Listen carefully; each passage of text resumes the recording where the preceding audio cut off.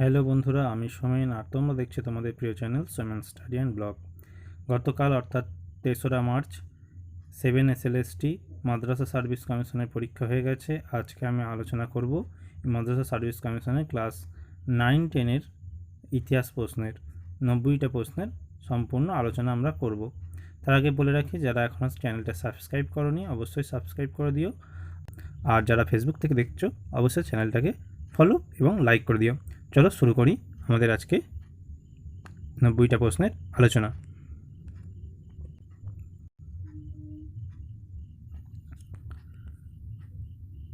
আমি যে সিরিজটা আলোচনা করছি সেটা হলো এ সিরিজের প্রশ্ন ধরে আমরা আলোচনা করব। চলো দেখে নিই প্রথম প্রশ্ন কী আছে। প্রথম প্রশ্ন দিয়েছে যে অজাতশত্রু কীভাবে মগধের সিংহাসন দখল করেছিল। যে 4টে অপশান আছে সেই 4টে অপশান মধ্যে সঠিক উত্তর হয়ে যাবে অপশান এ, অর্থাৎ তার নিজের পিতা বিম্বিসারকে হত্যা করে। দ্বিতীয় প্রশ্ন ছিল তরাইনের তৃতীয় যুদ্ধ কোন সালে সংগঠিত হয়েছিল। তরাইনের তৃতীয় যুদ্ধ সংগঠিত হয়েছিল অপশান ডি 1215 খ্রিস্টাব্দে। 3 নম্বরের প্রশ্ন ছিল সমগড়ের যুদ্ধ বা সমগড়ের যুদ্ধ কবে সংগঠিত হয়েছিল। এখানে সঠিক উত্তর হয়ে যাবে অপশান এ 1658 খ্রিস্টাব্দে। পরের প্রশ্ন 4 নম্বর প্রশ্ন।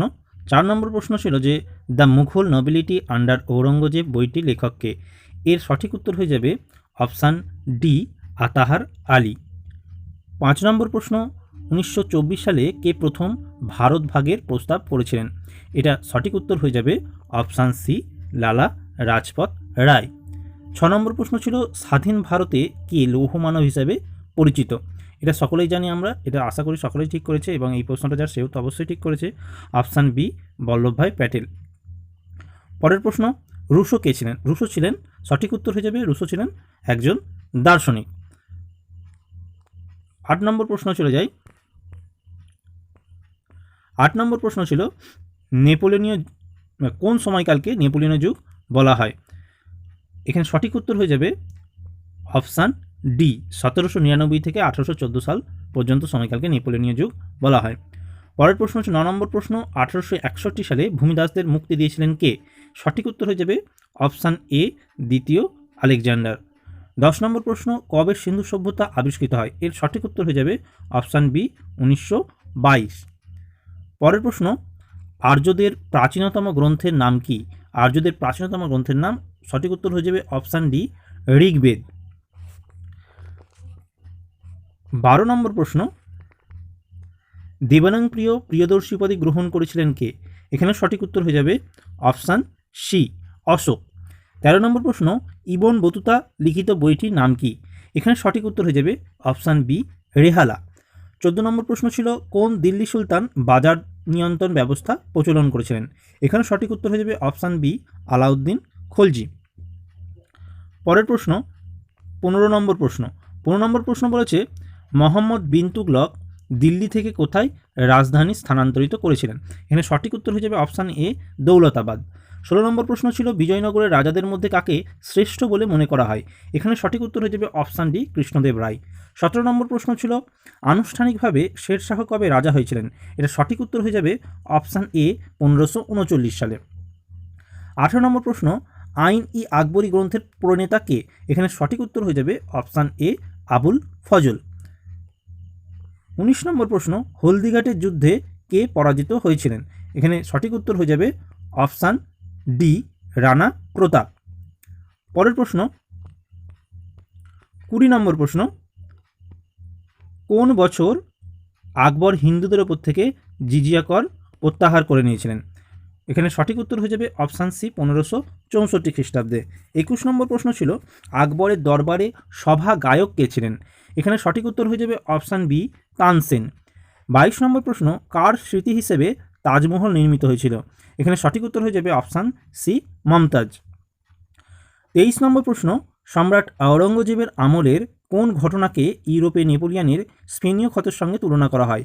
এখানে সঠিক উত্তর হয়ে যাবে অপশান বি দাক্ষিণাত্য অভিযান। পরের প্রশ্ন 24 নম্বর প্রশ্ন নাদির শাহ ভারত আক্রমণের সময় মুঘল সম্রাট কে ছিলেন। সঠিক উত্তর হয়ে যাবে অপশান সি মোহাম্মদ শাহ। পরের প্রশ্ন 25 নম্বর প্রশ্ন শিবাজি আনুষ্ঠানিক রাজ্যাভিষেক কোথায় অনুষ্ঠিত হয়েছিল? সঠিক উত্তর হয়ে যাবে অপশান বি, রায়গড়ে। পরের প্রশ্ন ২৬ নম্বর প্রশ্ন, যে মারাঠা নেতা সর্বপ্রথম অধীনতামূলক মিত্রনীতি গ্রহণ করেছিলেন তিনি হলেন কে? অপশান সি হয়ে যাবে এর সঠিক উত্তর, পেশোয়া দ্বিতীয় বাজিরাও।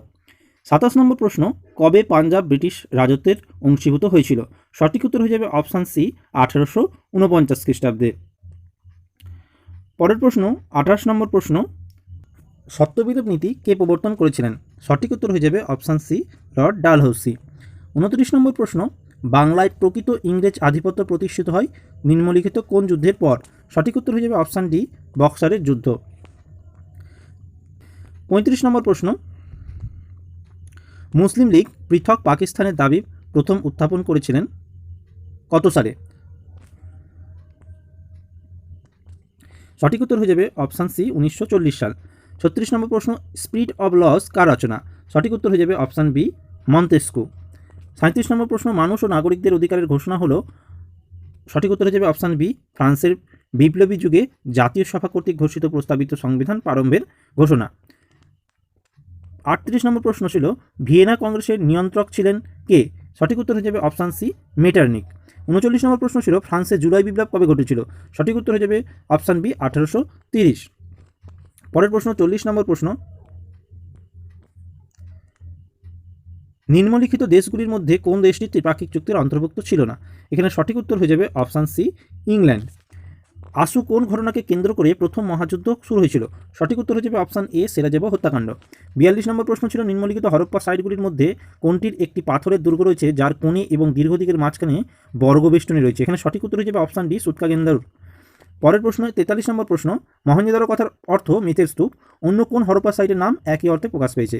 এটা সঠিক উত্তর হয়ে যাবে অপশান ডি, লোথাল। পরের প্রশ্ন ৪৪ নম্বর প্রশ্ন, কে পাটলিপুত্রকে তার সময়কালের রাজধানী হিসেবে উল্লেখ করেছেন বা সময়কালের রাজধানী করেছিলেন পাটলিপুত্রকে? এখানে সঠিক উত্তর কী হয়ে যাবে? সঠিক উত্তর হয়ে যাবে অপশান সি, উদয়ন। পরের প্রশ্ন ৪৫ নম্বর প্রশ্ন, ভারতের প্রাচীনতম বৌদ্ধ স্মৃতিস্তূপগুলির মধ্যে একটি সাঁচির গ্রেট স্তূপটি মূলত খ্রিস্টপূর্ব ৩য় শতাব্দীতে কোন রাজা দ্বারা নির্মিত হয়েছিল? এখানে সঠিক উত্তর হয়ে যাবে অপশান বি, অশোক। ৪৬ নম্বর প্রশ্ন, নিম্নলিখিত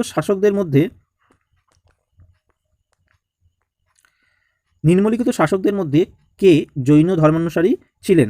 এখানে সঠিক উত্তর হয়ে যাবে অপশান ডি, চন্দ্রগুপ্ত মৌর্য। ৪৭ নম্বর প্রশ্ন, মৌর্য শাসন ব্যবস্থা ছিল চরম কি? সঠিক উত্তর হয়ে যাবে অপশান সি, কেন্দ্রীভূত।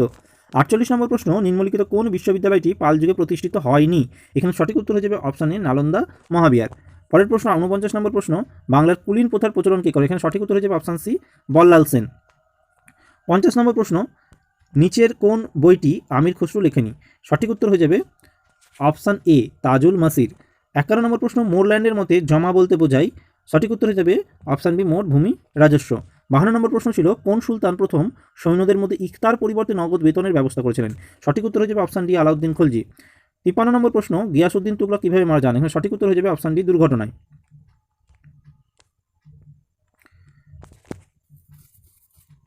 ৫৪ নম্বর প্রশ্ন, সাহানা কে ছিলেন? এখানে সঠিক উত্তর হয়ে যাবে অপশান ডি, বাজার পরিদর্শক, অর্থাৎ আলাউদ্দিন খলজি কর্তৃক প্রবর্তিত সাহানা ই মান্ডি, যেটা সেটাই সাহানা বলে এখানে প্রশ্ন করা হয়েছিল, সেটা ছিল বাজার পরিদর্শক। পরের প্রশ্ন ৫৫ নম্বর প্রশ্ন, নিম্নলিখিত মধ্যে কোনটি আলাউদ্দিন খলজি নির্মাণ করেননি? এখানে সঠিক উত্তর হয়ে যাবে অপশান সি, জালাউদ্দিনের সমাধি। ৫৬ নম্বর প্রশ্ন, নিম্নলিখিত কোন বাদ্যযন্ত্রটি ইন্দো ইসলামিক উৎস নয়? এখানে সঠিক উত্তর হয়ে যাবে অপশান ডি, সানাই। ৫৭ নম্বর প্রশ্ন, লালকেল্লা কে নির্মাণ করেন? এখানে সঠিক উত্তর হয়ে যাবে অপশান ডি, শাহজাহান। ৮ নম্বর প্রশ্ন, শের শাহের সমাধি কোথায় অবস্থিত? এখানে সঠিক উত্তর হয়ে যাবে অপশান বি, সাসারাম। পরের প্রশ্ন ৪৯ নম্বর প্রশ্ন, মোহাম্মদ বিন তুগলক কোন জৈন সন্তের সাথে আলোচনা করেন? সঠিক উত্তর হয়ে যাবে অপশান ডি, জিনপোভা সুর। পরের প্রশ্ন ৬০ নম্বর প্রশ্ন, আকবরের আমলে নিচের কোন ঐতিহাসিক বিবরণ লেখা হয়নি? এখানে সঠিক উত্তর হয়ে যাবে অপশান এ, তারিখি ফিরিস্তা। ৬১ নম্বর প্রশ্ন, ভীমসেন বুরহানপুরি নকশা ই দুলখোসা কোন অঞ্চলের মুঘল কার্যকলাপের তথ্যের অন্যতম উৎস? এখানে সঠিক উত্তর হয়ে যাবে অপশান এ, দাক্ষিণাত্য। 62 নম্বর প্রশ্ন ছিল আগ্রা এবং ফতেপুর সিক্রি উভয় হলো লন্ডনের চেয়ে বড়, এই বিবৃতি কে করেছিলেন? এখানে সঠিক উত্তর হয়ে যাবে অপশান সি র্যালফ ফিচ। 63 নম্বর প্রশ্ন নিম্নলিখিত কোনটি মুঘল চিত্রকলার বৈশিষ্ট্য নয়? এখানে সঠিক উত্তর হয়ে যাবে মূলত ইসলামের প্রচারের জন্য। পরের প্রশ্ন 64 নম্বর প্রশ্ন আলাউদ্দিন খলজির বাজার নিয়ন্ত্রণ ব্যবস্থা তার মৃত্যুর সাথেই শেষ হয়ে যায়, কারণ কি ছিল? এখানে সঠিক উত্তর হয়ে যাবে অপশান সি এ এবং বি উভয়। পরের প্রশ্ন 65 নম্বর প্রশ্ন কোন সমসাময়িক মুঘল ঐতিহাসিক আকবরকে ইসলামের শত্রু বলে অভিহিত করার পক্ষে অভিযোগের একটি তালিকা তৈরি করেছিলেন? এখানে সঠিক উত্তর হয়ে যাবে অপশান বি বাদায়ুনি। 66 নম্বর প্রশ্ন ছিল শাহজাহানের রাজত্বকাল কতদিন ছিল, অর্থাৎ রাজত্ব কতদিন ছিল? এখানে সঠিক উত্তর হয়ে যাবে অপশান এ 1628 থেকে 1658। 67 নম্বর প্রশ্ন ছিল কার রাজত্বকালে তুলসীদাসের প্রতিভার স্ফুরণ ঘটে? এখানে সঠিক উত্তর হয়ে যাবে অপশান ডি জাহাঙ্গীর ও শাহজাহান। এটা ভুল হলো।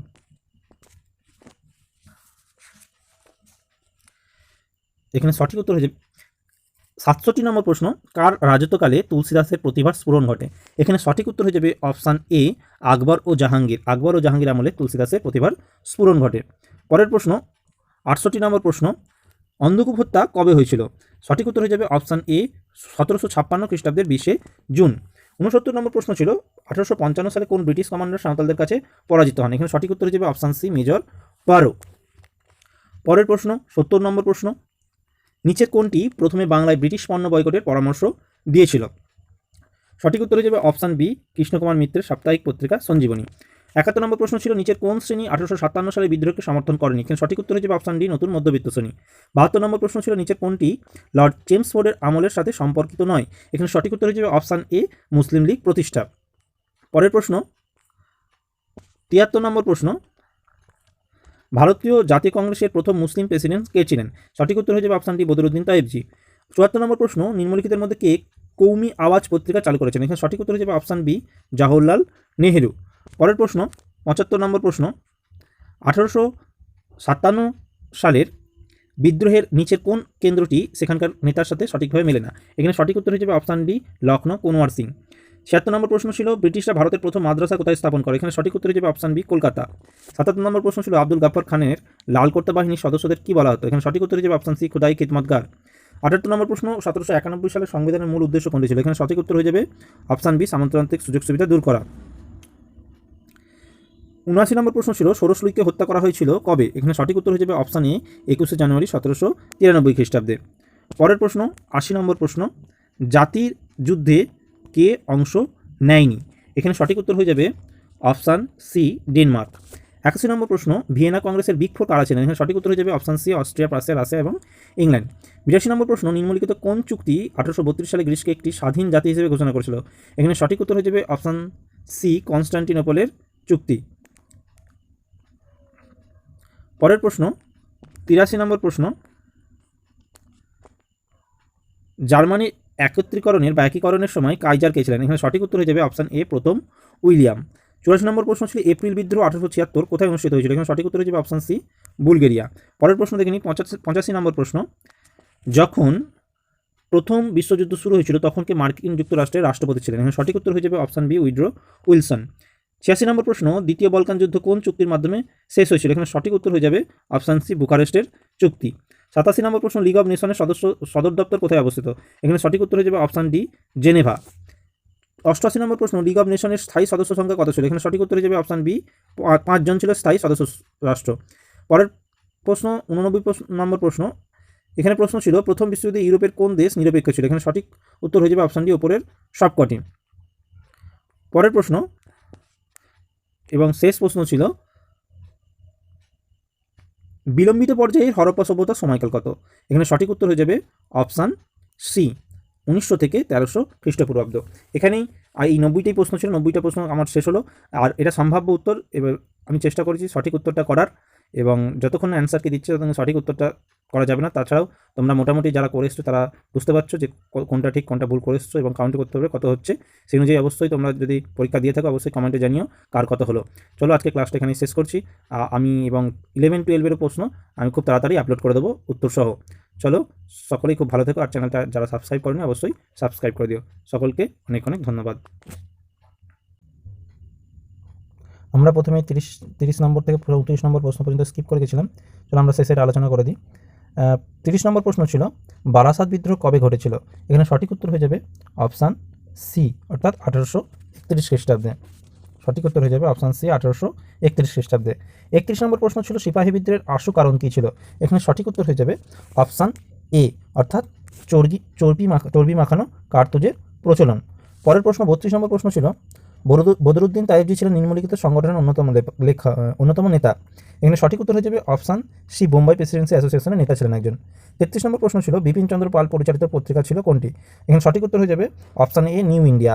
34 নম্বর প্রশ্ন ছিল গান্ধী অসহযোগ আন্দোলন প্রত্যাহার করেন কোন কারণে? এখানে সঠিক উত্তর হয়ে যাবে অপশান ডি, চৌরি চৌরা ঘটনার জন্য। এখানে আজকে আমাদের 90টা প্রশ্ন আলোচনা শেষ হলো, এবং তোমরা যারা মোটামুটি একটা আন্দাজ করলে যে কেমন পরীক্ষা দিয়ে এসছো, কোনটা সঠিক উত্তর কোনটা ভুল, সেটা মোটামুটি একটা নাম্বার কাউন্ট করলে কত কাটা হচ্ছে অবশ্যই তোমরা কমেন্টে জানিও। আর যারা এখনও সাবস্ক্রাইব করেনি অবশ্যই চ্যানেলটাকে সাবস্ক্রাইব করো, আর যারা ফেসবুক থেকে দেখছো অবশ্যই ফলো এবং লাইক করে দিও। চলো, সকলকে অনেক অনেক ধন্যবাদ দেখার জন্য ভিডিওটা। চলো, আবার আমি খুব তাড়াতাড়ি আপলোড করে দেবো আমাদের পরের 11-12 যে প্রশ্ন তার উত্তর, 90টা প্রশ্নের উত্তর। চলো, সকলে খুব ভালো থেকো।